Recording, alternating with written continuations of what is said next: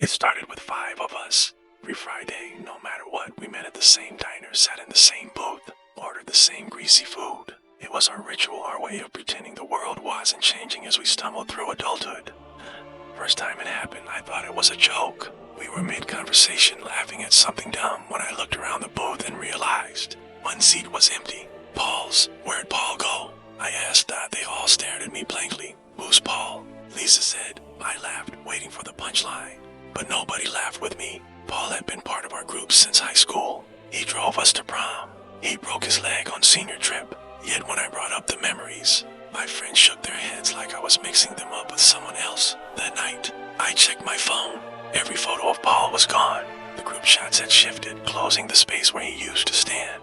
My contacts didn't list his number, but I remembered his laugh, the scar on his chin, the way he always ordered pie first the next week. We met again. This time, it was Mark's seat that was empty, running late. I asked. Lisa frowned.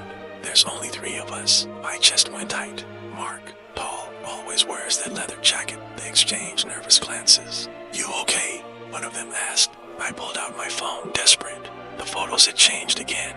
Every memory with Mark was gone. His number gone. Even texts I remembered sending now skipped over him. I didn't sleep that night. By the 3rd Friday, it was just me, Lisa, and Kevin, except Kevin didn't show up. And this time, Lisa didn't even question it. She laughed at my panic, like I was telling a weird story. There's never been a Kevin, she said, sipping her soda. I shouted at her, begged her to remember, to think back to when we all piled into Kevin's car. But her face stayed calm, like she was watching me unravel. I left early, sick to my stomach. When I checked my phone, Lisa had texted, *, you okay? You always eat alone on Fridays. Don't scare me like that. * alone. I stared at the booth across from me, empty except for reflections in the window. Once, there had been 5 of us. Then 4, then 3.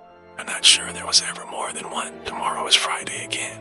Part of me wants to skip it, but I know I'll go. I always go, because every Friday night, the booth waits. And just like every Friday, there will be 1 less of us, until the last person to disappear is me.